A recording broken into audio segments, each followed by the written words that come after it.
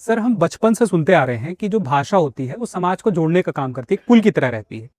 तो उस पुल के होने के बावजूद अब ये लोग आपस में झगड़ रहे हैं क्यों? मतलब ऐसी क्या वजह है कि वो झगड़ रहे हैं?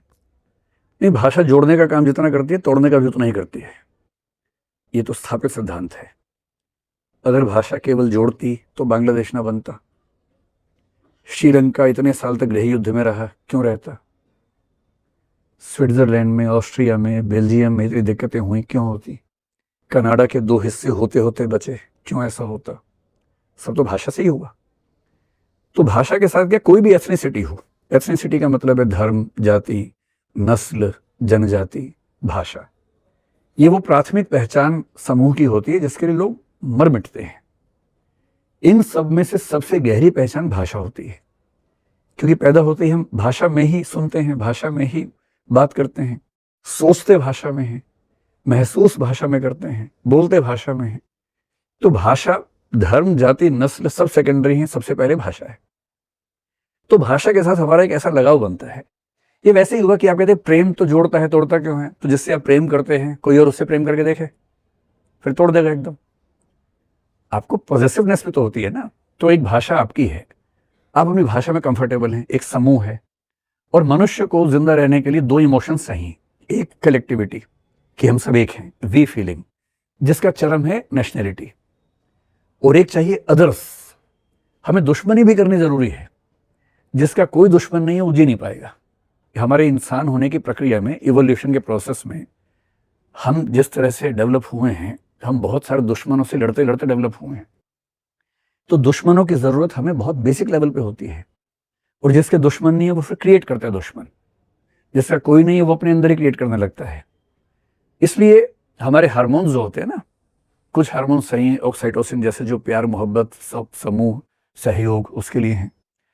एड्रेनलिन जैसे हार्मोन्स हैं, या टेस्टोस्टेरोन जैसे हार्मोन्स, उसमें आक्रामकता है, उत्तेजना है, साहस की फीलिंग है, वो भी हमें संतुष्ट करते हैं। तो हर समाज में ऐसा होता है कि हम कुछ यूनिट्स बन जाते हैं, बाकी यूनिट से हम अलग हो जाते हैं। ऐसी भाषा में होता है। तो मैं हिंदी वाला हूं तो कन्नड़ वाला मुझसे अलग है, दुश्मन नहीं है, अलग है। पंजाबी वाला अलग है। अब ये दुश्मनी कब बनेगी? जिस दिन मुझे ये एहसास हो गया कि ये मुझे नुकसान पहुंचा रहे हैं, मुझे इनसिक्योरिटी आनी चाहिए। इनसिक्योरिटी कैसे आएगी? अगर कन्नड़ भाषी जिले में, बेंगलोर में, वहां के किसी लोकल व्यक्ति को हर 10 में से 3 तमिल दिख रहे हैं, हर 10 में से 3 हिंदी वाले दिख रहे हैं, अपने लोग 4 ही नजर आ रहे हैं, और वो 4 काउंटिंग कर रहा है, उसको लग रहा है कोई बचा ही नहीं है। उसको अचानक लगने लगा कि मैं अपने इलाके में माइनॉरिटी हो गया, अल्पसंख्यक। और माइनॉरिटी होने का एहसास बहुत बुरा होता है। फिर अगर किसी को ये लगने लगे कि बैंक मेरे इलाके में है, यहां नौकरी करने वाले सारे बाहर से आए हैं, हमारे लोग क्या करेंगे? अब ये इनसिक्योरिटी क्या होगी? फाइनेंशियल हो गई। सोशियोलॉजी में कहते हैं कि सारे आंदोलन, सारी हिंसाएं बेसिकली एक फीलिंग से पैदा होते हैं, जिसको बोलते हैं फीलिंग ऑफ रिलेटिव डिप्राइवेशन, तुलनात्मक या सापेक्ष वंचन की भावना। ये भावना कि मैं दूसरों की तुलना में नुकसान में हूं।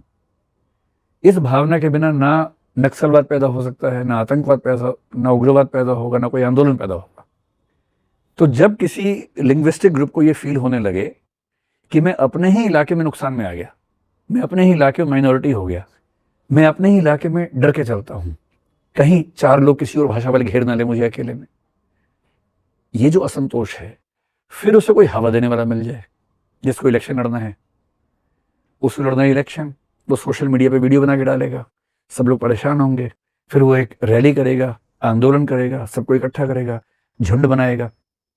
मॉब की जो मेंटेलिटी है वो भी हमारे जीन्स में है।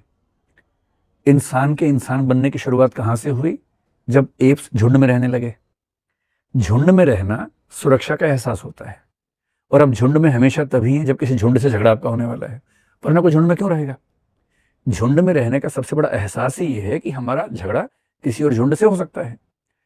तो जब हम इकट्ठे होते हैं, सारे कन्नड़ बोलने वाले इकट्ठे हो गए, सारे हिंदी वालों ने अलग मोर्चा बना लिया, बड़ी सुरक्षा महसूस होती है कि हमारे लोग हैं। पर हमारे लोग होते ही ध्यान रखना है कि अदर्स भी हैं, वो भी उतना ही कनेक्टेड हैं, फिर ये ग्रुप फाइट होगी। इसलिए भाषा जोड़ती है एक समूह के अंदर, भाषा तोड़ती है दूसरे समूह के साथ। और भाषा के नाम पे कितने देश बने हैं, कितने भारत में राज्य बने हैं। यूरोप में आमतौर पर देश भाषाओं से बने हुए हैं। इंग्लैंड हो, फ्रांस हो, जर्मनी हो, स्पेन हो, इटली हो, ये सारे एक भाषा एक देश है, भाषा से ही देश बना है। जर्मनी भी ऐसे बना है। भारत में क्योंकि वो स्कीम ऑफ थिंग्स काम नहीं कर रही थी, तो भारत की मजबूरी हो गई थी कि हमें भाषाई राज्य बनाने पड़े। अगर आप 1953 से 55 का वो प्रोसेस पूरा देखेंगे, लिंग्विस्टिक स्टेट्स वाला, अंततः भारत में सारे राज्य, ऑलमोस्ट सारे, नॉर्थ ईस्ट छोड़ दीजिए, गोवा छोड़ दीजिए, झारखंड, उत्तराखंड को छोड़ सकते हैं, बाकी सारे राज्य कैसे बने हैं? भाषा से बने हैं। तो भाषाई राज्य इसीलिए बने कि भाषा जितनी ताकत किसी और एथनिसिटी में है ही नहीं।